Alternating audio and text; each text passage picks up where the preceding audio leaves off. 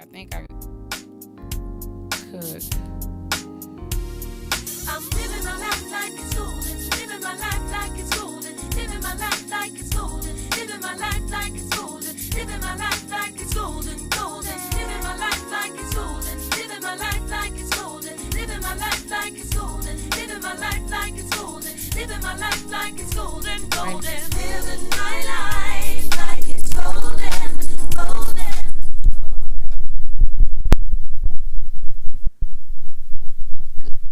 Ready? Good morning. This is your host, Shondrell. I thank you for tuning in for Real Talk with Shondrell. This show is designed to discuss hot topics, current hot topics that are affecting our community and surrounding areas, hoping that we can shed light and bring about corrective action to any great injustices that our communities are facing, and to I actually use this platform to be a voice for the voiceless, with the expectation to provide results so that we can enjoy our community, with knowing that this is a safe environment, and to also have the information and the resources that we need for the community to come together to voice themselves and to bring about a change. This Real Talk program is designed for intellectual, spiritual, and informative purposes. So I just thank you all so much for tuning in to Real Talk. Today we have a very, very sensitive and hot topic. And along with me on today, we have our guest. Some of you may have been aware of him already, but for those who don't know him, I would like to formally introduce our guest on today to help talk on the topic, police reform. How do we move forward, and how do we address the actions as it relates to police brutality, and also the abuse of discretion and authority to those individuals who took an oath to protect and to serve us as a community. However, we have today with us to discuss and to shed light on his intellectual understanding and information to help us become more aware of the history and the information on how to move forward in the future to bring about a better, loving, educated community. So I have with me today Dr. Umar Johnson. Dr. Johnson is a very well known, highly requested black Pan African speaker, who is highly requested to shed light on very sensitive information. He tackles a lot of the hot topics that most people would not even have the courage to shed light on. However, I strongly believe that Dr. Johnson is a leader, a fierce and a fiery intellectual leader. Our spirits are some like kindred. He's 21st of August. I'm the 12th of August. Three, the power of three. We both are Leos. So there is actually a kindred spirit there. He is the author of the book Psychoacademic Holocaust, the special education and ADH war against black boys. Some of you who are not aware, Dr. Johnson is also in the process of a all black male educational school designed to empower our youths and to educate them and to bring them to the knowledge of self-awareness, and for them to fully understand our history as African Americans, and to enlighten our youths, to empower them to be productive, effective citizens of society. Dr. Johnson is very, very knowledgeable with information that would actually be a benefit to our community. So today I just want to introduce to some of you who may not know him And some of you who do know him should be well aware of his unique capabilities of expressing himself with factual information, historical information. So I felt compelled to invite Dr. Johnson on today so that he would be able to shed light and to even educate us on ways how to move forward in light of the incident with the Mary Lee Johnson police abuse of discretion, in my opinion. So at this moment, before we go into discussion, if I'm not mistaken, we would like to play some of the clipping, some previews, so community could be aware, our platform could be aware of what we are speaking on, and then we'll open the floor for any public comments. You can dial in if you have any questions after Dr. Johnson and I elaborate on this video. You can call in. The information is posted. So at this time, we're going to turn our attention so that Dr. Johnson can also witness our recordings of what have transpired in our community and to get some insight from him.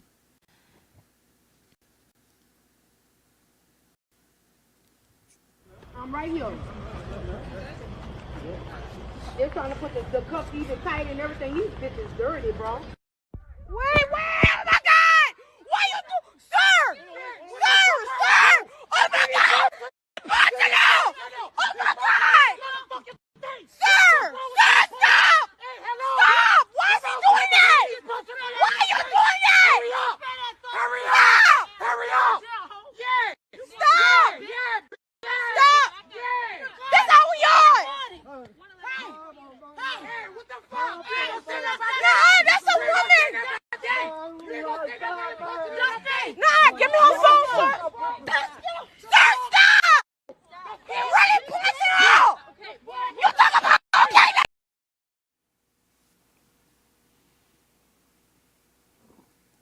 Okay, Dr. Johnson, thank you for taking the time out to engage with us on today. I felt compelled given the fact that I've watched several of your interviews, and of course we invited you in person a couple of times on our other platform to educate our parents. But I just to bring you up to speed, on or about May the 2nd or 3rd, we had an incident in St. Charles Parish where a deputy was engaging with an attempted arrest of Keith Robinson. And at that time, Mr. Robinson, the way the officer approached him was at a friendly manner. It was very unprofessional. No notice that he was being under arrest. So at that point, Mr. Keith, I don't know if he knew the background of the officer or whatever, would ran from the officer. And at that point, his demeanor changed, and he submitted to the female Caucasian officer and surrender peacefully for his arrest.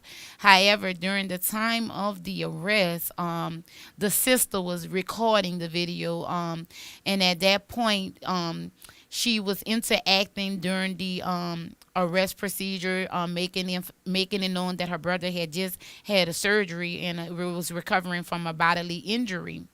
And at that point, although the lady was very verbally expressing herself, it seemed that it agitated the Caucasian officer. And at that point, after they restrained and arrested her brother Keith, the officer took upon himself what it appears to attempt to be in a video that was not shown prior to him throwing her into the trailer. He attempted to arrest Mary Lee Robinson because it appears he was aggravated because she was recording. The video clearly shows that Miss Robinson was at least 5 feet away from the police unit. However, the officer is clearly shown on the video as Mary Lee was standing. He took flight without any verbal notice that stop, you're under arrest or whatever. He took flight to restrain her, and at that point he threw her into a trailer. We see no visual interaction of her resisting her officer or her even striking the officer at that point. But however, he threw her, as you see, into the trailer. And from there, after he had restrained her, where there was no visual scene knowledge of her resisting the arrest, he took upon himself to punch her in the face not only once but 3 times. So in light of that description of what transpired prior to you seeing the video of him, and after the video of the throwing into the trailer, I just want you to weigh in on your impression, given the fact that police abuse of discretion has been a national issue, and I just want you to weigh in with the platform on how you feel and through your economical, I mean not economical, intellectual standpoint. What do you get out of what you just seen?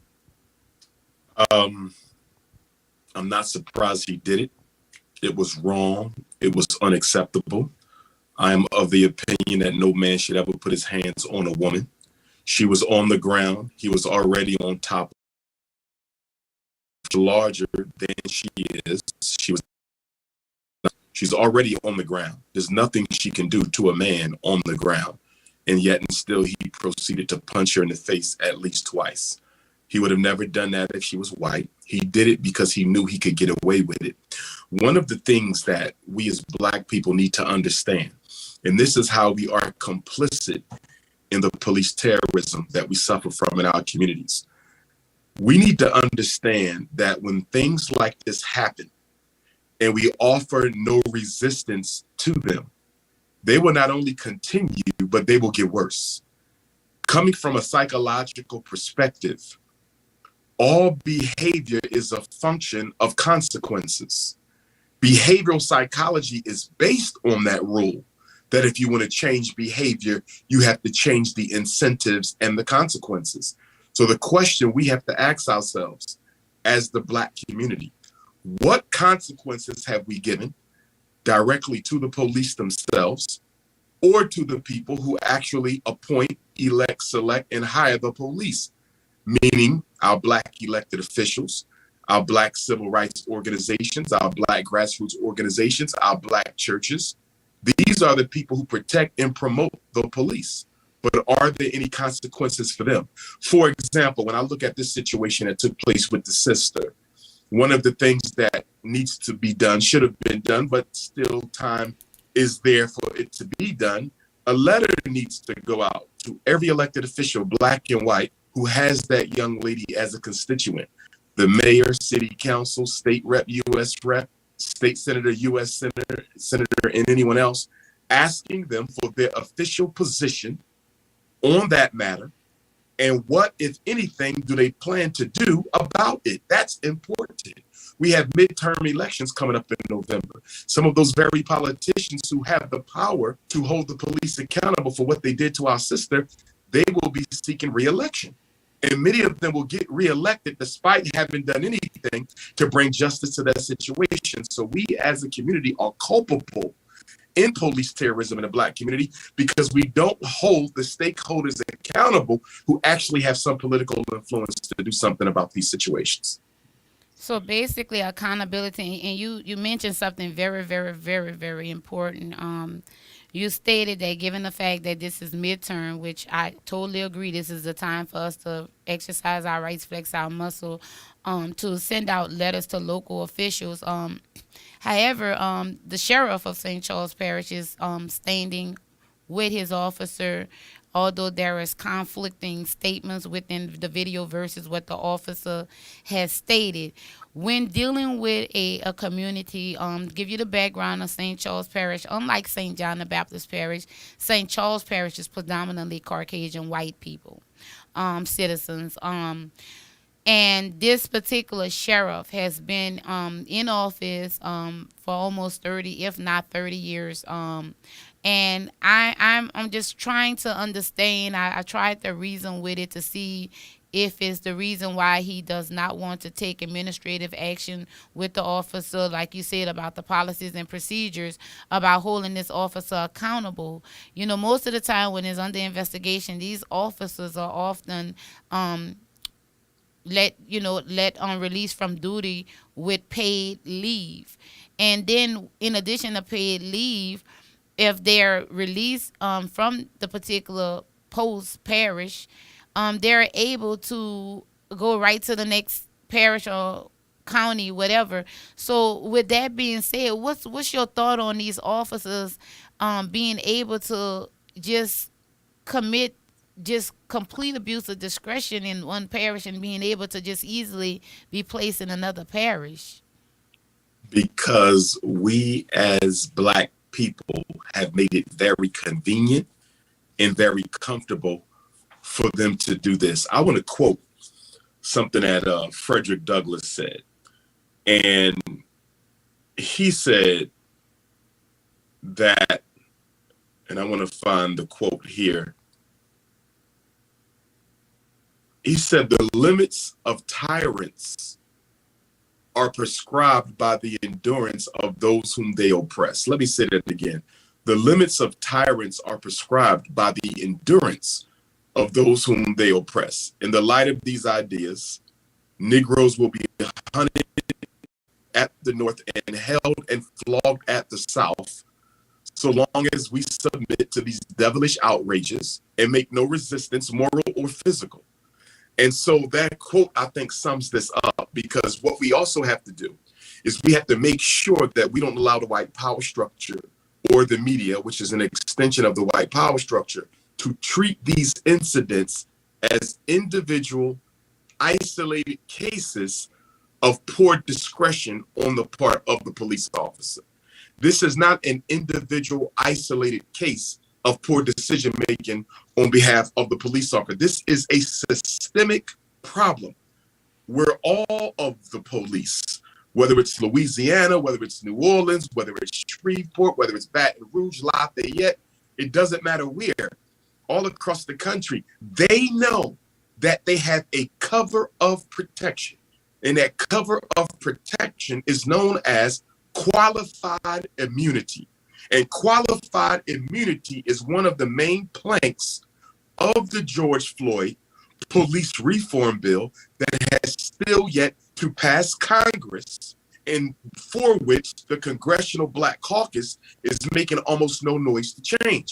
Now, I understand we're dealing with a local issue, but that local issue has federal implications. And even on the local level there in St. Charles Parish, the question becomes, when do we change the policy and the code of conduct for police operations in the New Orleans area, so police are no longer allowed to operate with this type of discretion? Had he known, he would have been held accountable for punching that sister in the face.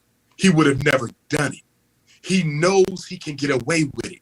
So it is the culture of policing. It is the policy of policing, and it is the protection that they are given by the white power structure that allows them to continue to do that. So we have to ask ourselves, what changes must we fight for, and what changes must we sacrifice for as a people to make sure this stuff happens again? Another issue, every police officer in the video that I saw was a white officer. That's another big issue. Do you think we would have this many murders if we had more Black police who came from the community? This many murders. The research shows that when the police come from the neighborhood that they are policing, there's a greater rapport, there's less fear and less live, the officer as well as the victim.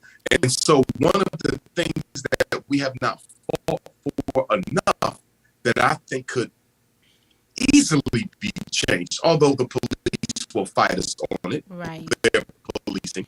And And so we have comes to from take one the moment. I don't mean to neighborhood cut that you they off are to hold that policing. thought. But last point, and I'll be quiet on this, Sister Shondrell. Can you still hear me? Yes, Can you hear me, Sister we're Shondrell? going up. Okay. Yeah, we're going up. Last point I make, forgive me for being long-winded. The research shows that in Black communities, the police are more likely to come from neighborhoods that do not have a lot of Black people in them. So the police that are hired to police stop in terms of cultural competence, and they are among the lowest in terms of racial tolerance. So they are literally bringing racists, white supremacists, bigots, okay, and political conservatives of every ilk to come in and to police black people. So when you bring conservatives, white supremacists, ex-military cutouts, former mercenaries who have no experience dealing with black people, who you know don't like black people, there's only one reason you could allow them to police the black community, and that is because you want them to terrorize black people and you want them to kill black people. So much of this could be cut down if we just make sure that the officers come from the community and look like the people they police. And I totally agree. I don't know if this is our cue for a brief break. Um, We good? Okay, so and you say some strong points that I'm glad they were able to capture that because we're in a very sensitive time, Dr. Johnson, and you're right. It goes back to the quality immunity. I was just researching that earlier, and I find that it was very impressive that you mentioned it.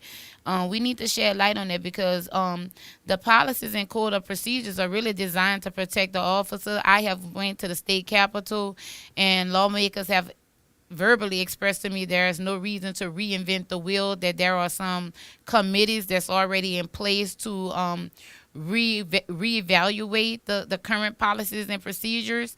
But it's my understanding that it may be a time that we should consider reinventing a wheel because it's time for this systematic racism to end within our policing system, because right now we have officers that are abusing their discretion by utilizing the same oath that they took to protect and serve. They have now become the aggressor. So we could take a break right after this thought. I just want to share with the people, Dr. Johnson weighed in on some very serious information, such as paying attention that this is midterm, the point where we can actually invoke some changes.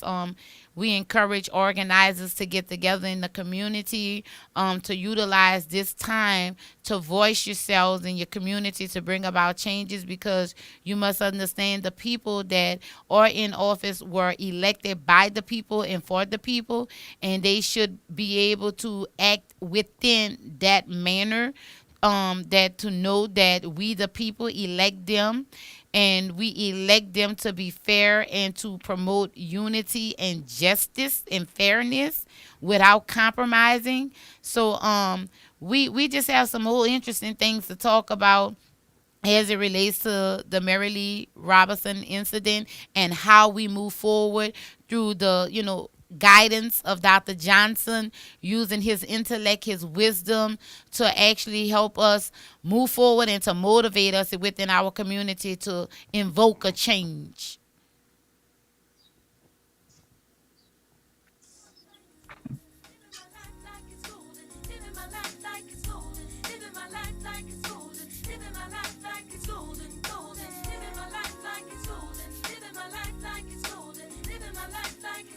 Listen up. Your customers, our listeners, could be hearing about your business right now. Yeah, right now. Don't miss out on the opportunity to advertise with NewOrleansTalkNetwork.com.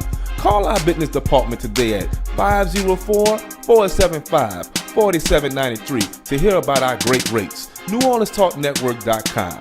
We provide the people, you provide the business.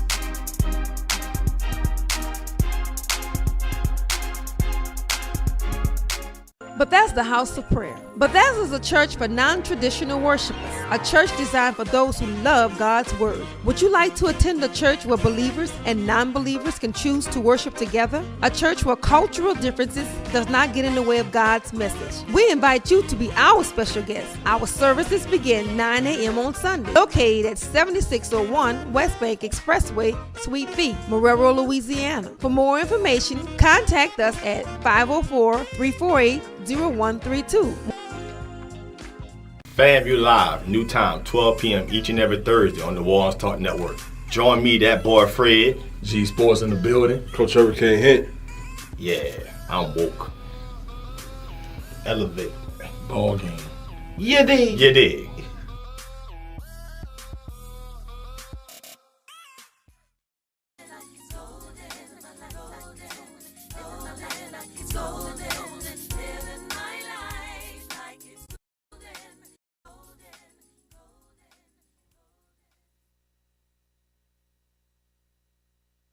From our brief break, this is, of course, yours truly, Shondrell Perrilloux, and Dr. Umar Johnson, as we relate to the police reform now topic.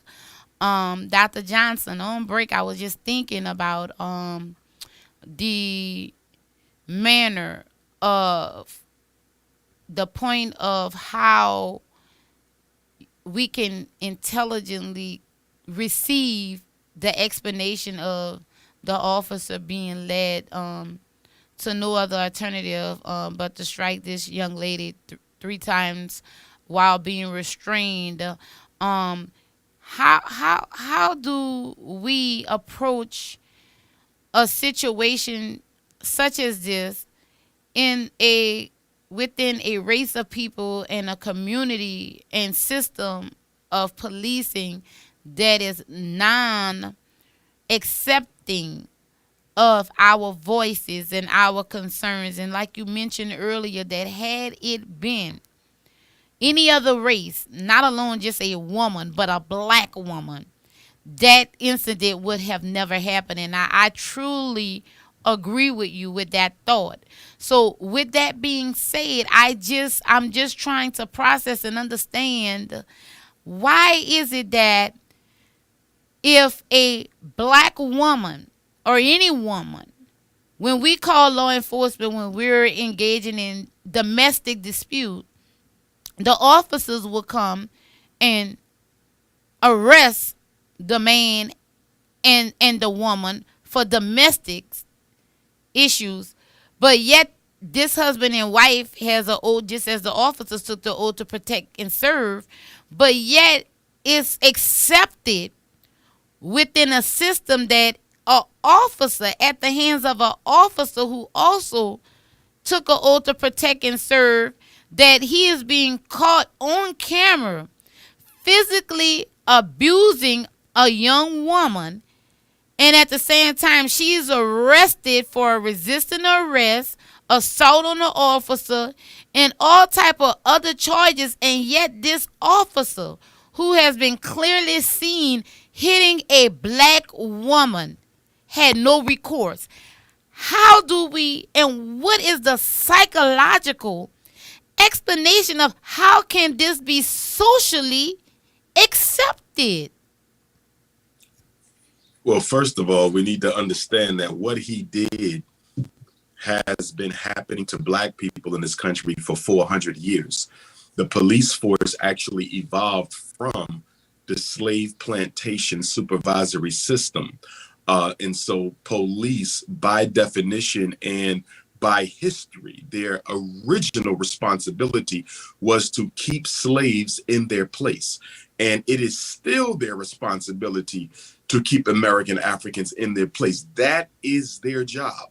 And one of the areas where we have been quite weak on as a people has been police reform. When I go back to the 1960s, in 1966, October, when the original Black Panther Party was founded in Oakland, California, they were founded for this very purpose. It was the Black Panther Party for self-defense, which grew out of a need to protect our people from police brutality. Now, what the black bourgeoisie did, which I disagreed with, instead of working with the Black Panther Party, who decided to take a much needed aggressive approach to the defense of black life by arming themselves and, if necessary, defending themselves unto death against police assassins. What the black bourgeoisie should have done, the established leadership cartel, was have a private relationship with the Black Panther Party. It didn't need to be public, whereby the Black Panther Party would continue to defend the lives of black people on the ground physically, but whereas the established black leadership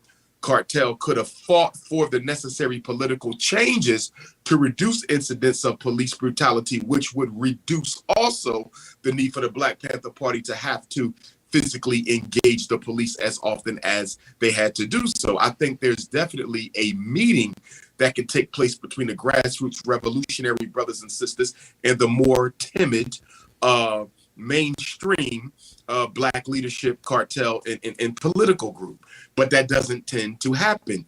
One of the reasons why police have not been held accountable for what they do is, number one, America depends on them to intimidate Black people with fear. We are held in check through fear, and the main apparatus of that fear is the American police system. So they are hired to do just what he did. What he did was wrong by our standards. What he did by white power structure standards was absolutely in line with the purpose of his job. And when we look at the fact that police, second only to teachers, and they might even be number one, teachers may be number two, are the largest unions in this country. That means they have a lot of political power. They have a lot of voting power. They have a lot of political influence. And most of all, they have millions upon millions of dollars that they can use for campaign contributions in order to control the people who do get elected. If you oppose the police or the teachers, and of course we're focusing on the police, but if you oppose the police, the chances of you getting elected often become slim unless you have a well-organized Black community behind you. Most Black elected officials are Democrats.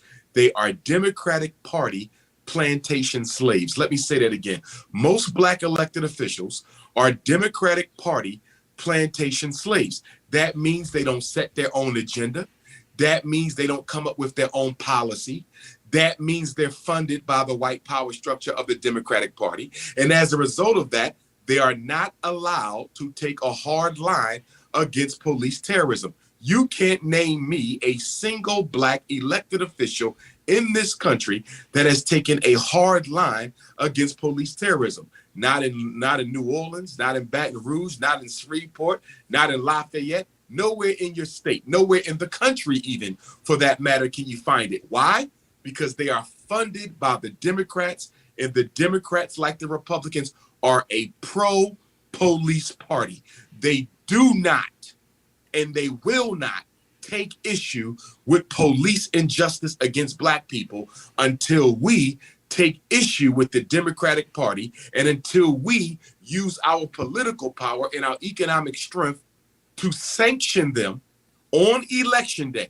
Until people are removed from office for failure to make change as it relates to policing in the Black community, nothing will change.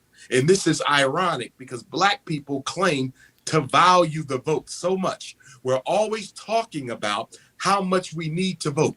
But the irony of that importance we place on voting is that we never attach any conditions on the vote. How can your vote be important if your vote is worthless? If your vote has no power because you don't give it any power, because you don't make it contingent upon any changes, how can the vote be important? You cannot have a vote that is important if that vote doesn't have any power. And until we attach power to the Black vote, nothing will change. Right now, the only thing the Black vote does is keep Black bourgeoisies and white people in elected office. White Democrats and Black bourgeoisies, it keeps them in office. It does nothing for Black people. It changes nothing for Black people. When you look at the main problems we have in our community, from police genocide to gentrification to economic castration to mass incarceration and miseducation, you can't name me a Democrat, Black or white, who's doing anything significant about the major problems that affect Black people. So we need to stop telling Black people to vote until we organize the Black vote to work for Black people. And that organization must be done outside of mainstream white power structure controlled political parties such as the Republicans and the Democrats. Well, that's a strong point, and as you mentioned previously, this is midterm elections are coming up, and I advise that the grassroots step up I advise that the well organized systems will take a step back and reflect on what didn't happen, why it didn't happen, and what can we do as a people to prevent this from further happening.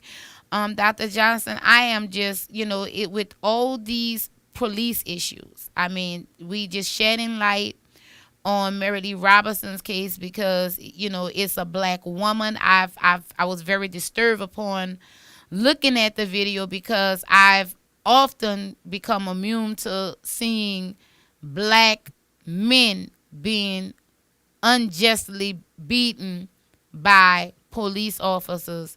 But what just drew the line was to actually realize that there is no respect of persons within the black community, that the black woman is not exempt. Mary Lee Robinson could have been a Shondrell Perrilloux because just with watching the video and the observation of her personality being outspoken and stubborn, it reflected and reminded me of similar to my personality, and I'm like, wow, that could have been me. So what are we going to do about this to bring about a change? And like Mary Lee, could have been a lot of some of us who are under the sound of our voices that have strong personalities that can be easily misunderstood and easily cause intimidation by individuals who don't understand our way of expressing ourselves.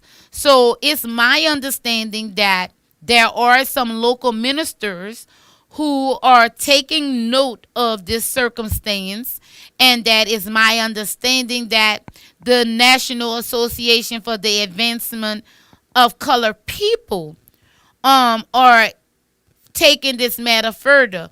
But it's my understanding that we don't just need to engage in civil lawsuits for monetary gain as a medicine to address the symptoms when the actual cause of the fact of the circumstance is not being addressed.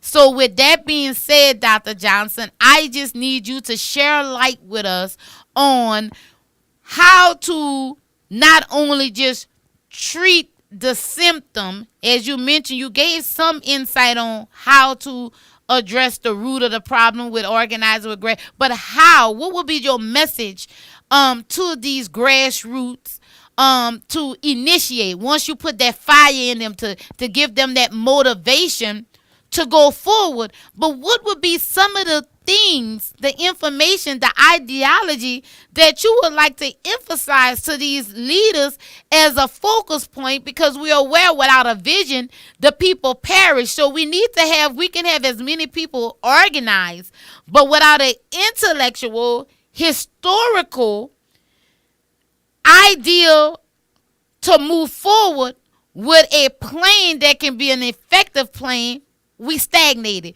So what would be some key points of motivation to us leaders as we pursue police reform? What are some of the key nuggets that you would like to bring to light to have them motivated, to have a little push as they move forward with making their voices heard for the community?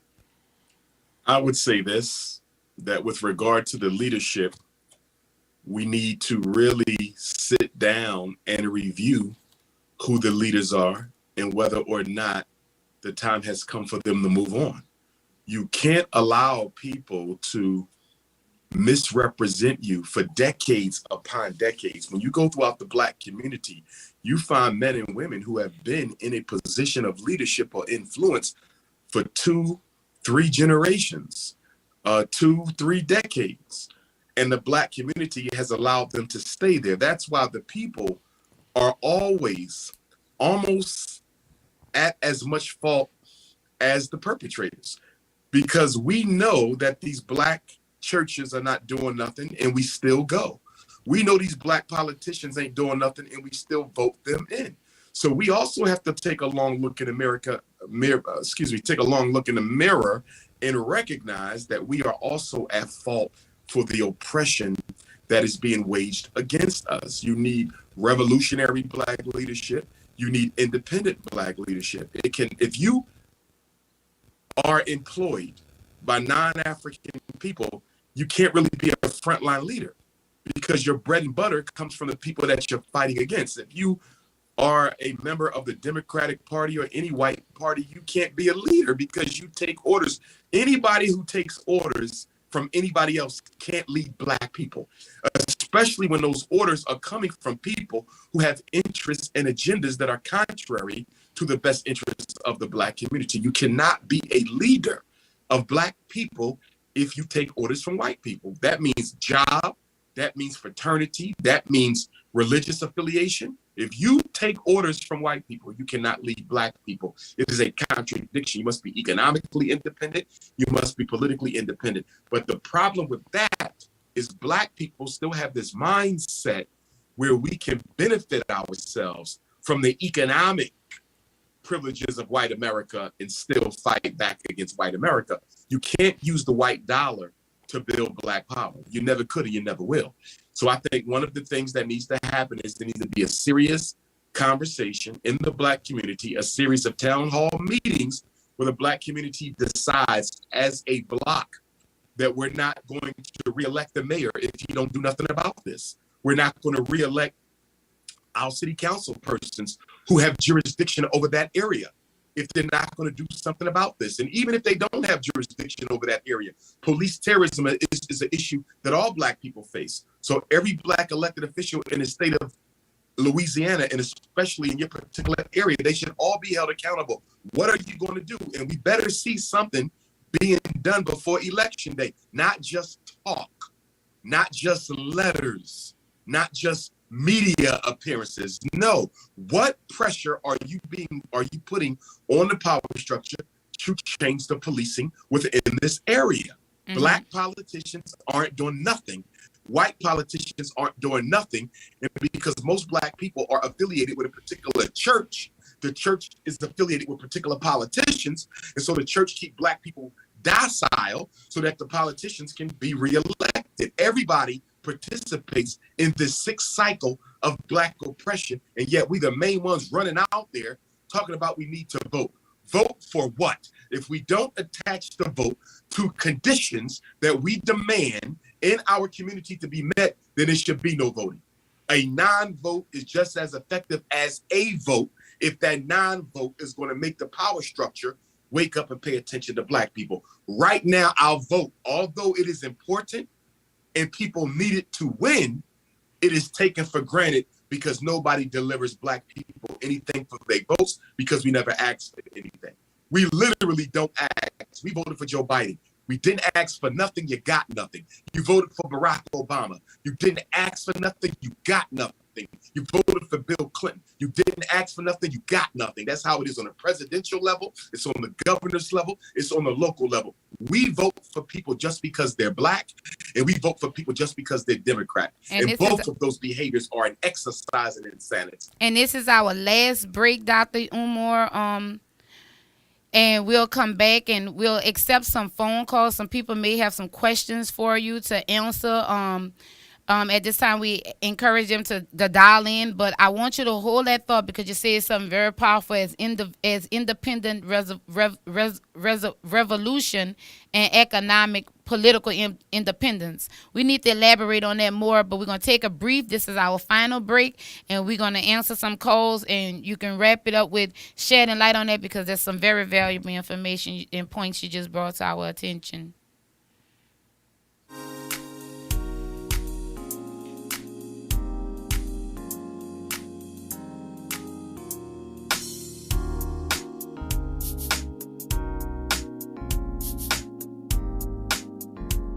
Here at Jones Insurance, your full-service agency, let us take care of all your insurance needs. We provide homeowners insurance, flood, rental, commercial, auto, and life insurance. Don't let the unexpected tragedy destroy your family's future. Here at Jones Insurance, 7603 West Bank Expressway, Monroe, Louisiana, 772. Contact Lois at 504-348-14. Yes, Lord. Yes, Lord. Yes, Lord. The wait is over. This is your favorite prophetess, Prophetess Shondrell Jones, and I want to introduce to you my new non-traditional podcast called Kingdom Women Speaking, where you can expect a royal discussion amongst queens. Yes, Lord. And you can find me on New Orleans Talk Network. Tune in, world.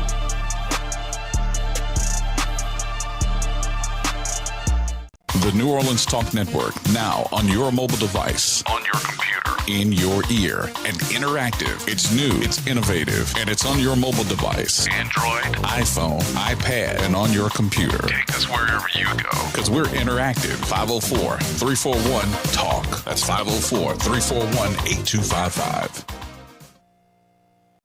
Here at Jones Insurance, your full service agency. Let us take it.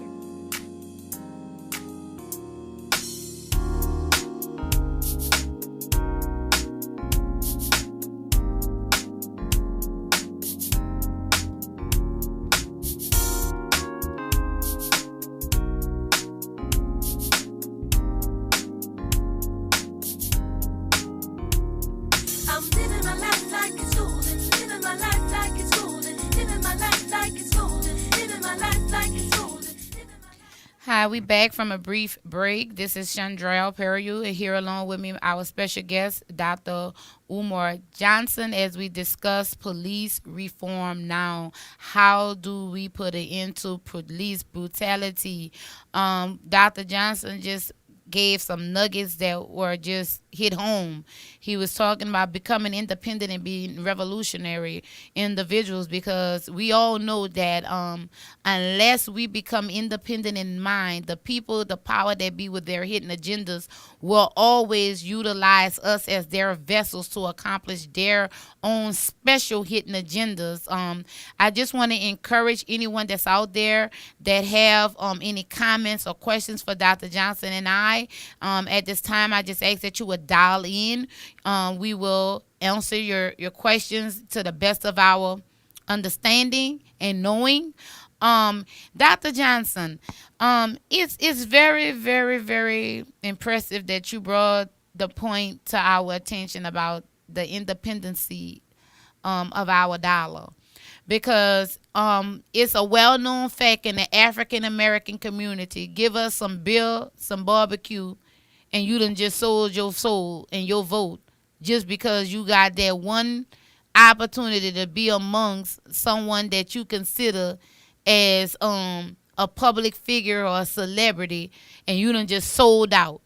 It's sad to say that in our communities, the Caucasian, the white man, know that if you can give a black man or woman in their community and find one token African American, one token Sambo, and I say Sambo because a lot of people, I find it not offensive if you call me a Uncle Tom, because those that have comprehension would understand that Uncle Tom was not the sellout, it was Sambo. Sambo was the field Negro, and Uncle Tom was the house Negro who did not sell out the black woman who was educated in the home. So a lot of people have it misunderstood by calling people Uncle Tom under the impression that they insulting, but not knowing that in some eyesight that's a compliment for those who are well educated on the concept of the character of Uncle Tom. So I think that we have a lot of Sambos that have allowed us to have the wrong leadership in our community, and I strongly take heed to the message that you stated about independency and having your own agenda versus the powers that be, the well-established establishment that is in our community. And I take not lightly those words, because it just motivated and inspired me to push harder in our community to bring about change, because truly our people need to understand that our vote is our voice. and allowing these people to come in our communities and insult our intelligence by bringing privileges and barbecue and saying that we are not worthy of nothing else but some barbecue and some liquor while we go to the poll electing them with their special agendas, and once they elected, they don't fulfill the needs of our community. With that being said, I just wanted to express to you how when I spoke with one of our elected official senators, two of them, one are African American and one is a Caucasian, as I mentioned earlier to you. One told me there was no need to reinvent the wheel, and the other told me, in fact, he'll be coming on the show to address the public. He stated that there are several committees that are in place to address the issues that have been weighing heavy on the community as it relates to police brutality.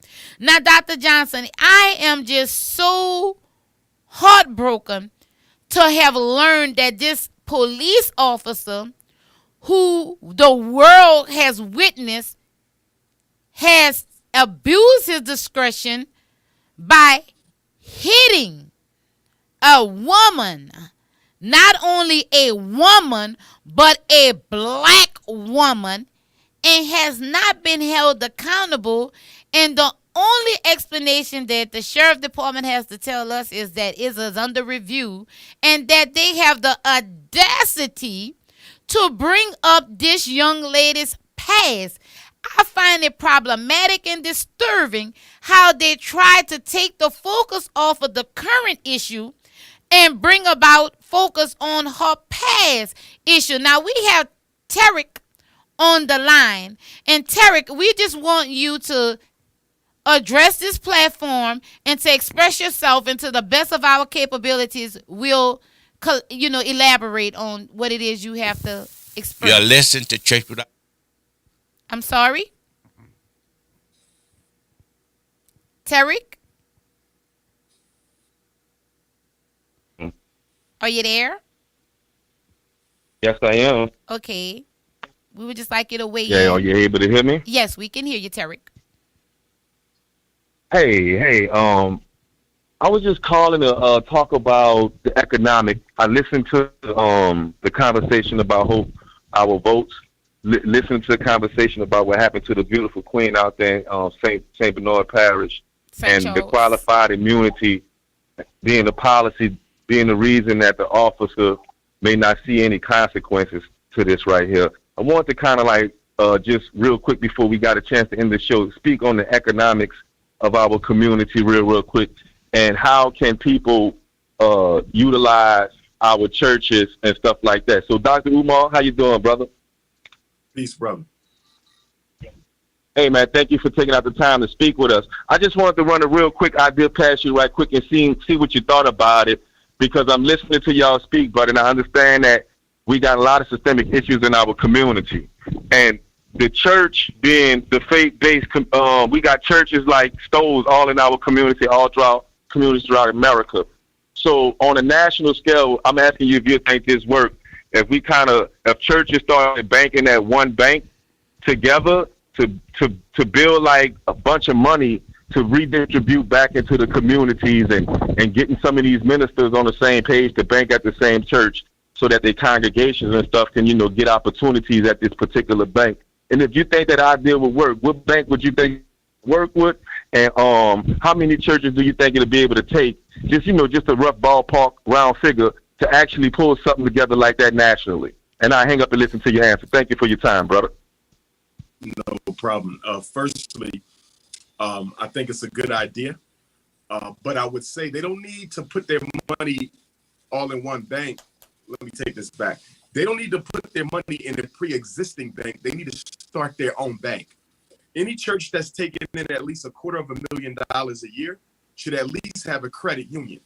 If you're taking in $500,000 a year in revenue, or donations, you should have a bank yourself. So I don't think they need to put their money in a separate bank. I think they need to become a bank.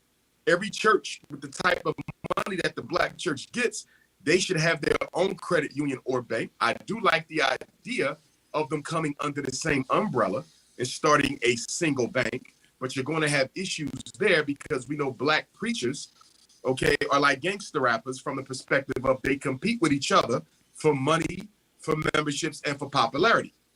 Okay, they're not opening that church to lead people to Jesus. That's not their priority. Their priority is to get paid and to get famous and to build the biggest church. So because black ministers are often in competition with each other, they may get along with each other, but they're still in competition for the biggest church, the most money, and the most status. It's going to be hard to get those egos, okay, together and in order to collaborate on such an important project as putting all their money in the same bank. But here's what I would say.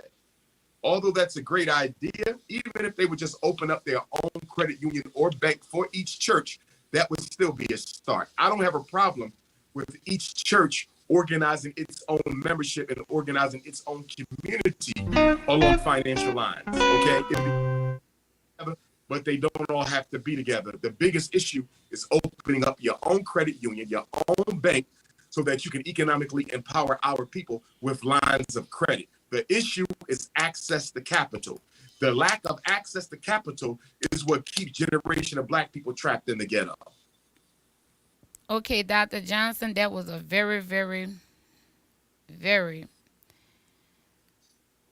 interesting concept, and I'm taking notes. You're saying a credit union about 225,000 at least for a credit union, and you're absolutely right. They are in competition. Everything you said, I just thought about what you were saying and how I have witnessed this in our community.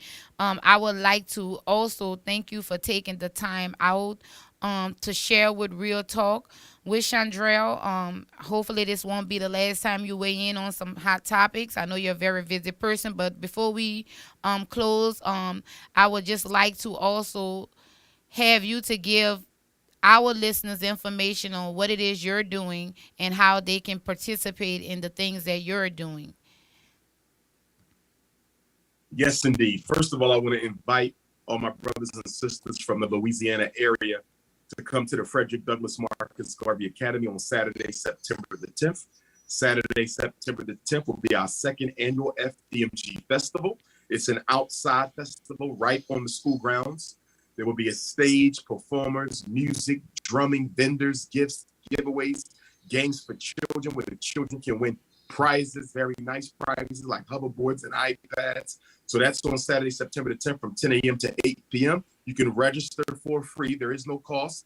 FDMGfestival.com. I repeat, FDMGfestival.com. You can still come if you're not registered online, but you will have to register on site. But only those registered online will be able to get the free food and the free gifts that will be available at that festival. Please continue to donate and support the Frederick Douglass Marcus Garvey Academy. Get on your Cash App at $FDMG School.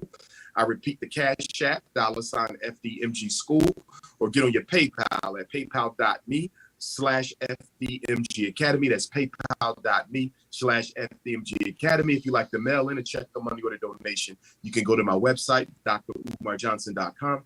For this coming Malcolm X weekend, I'll be speaking in Philadelphia on Thursday at Malcolm X Park, and then on Friday in San Diego at the World Cultural Center at 7, and then at Leimert Park in Los Angeles on Saturday, May the 21st for Malcolm X Day at 3, and again at the Blessed Love Community Center in Los Angeles on Saturday, May the 22nd at 4 o'clock. The very next weekend, the 28th and 29th, I'll be in Nottingham, England, in the United Kingdom, building with our European brothers and sisters across the Atlantic Ocean as they celebrate African Liberation Day in Nottingham, England. And I'll be in Atlanta, Georgia, June the 4th for the Black Wall Street Second Annual Black Business Expo. That's the Black Wall Street Second Annual Black Business Expo on Saturday, June 4th at the Westin Plaza Hotel in Atlanta.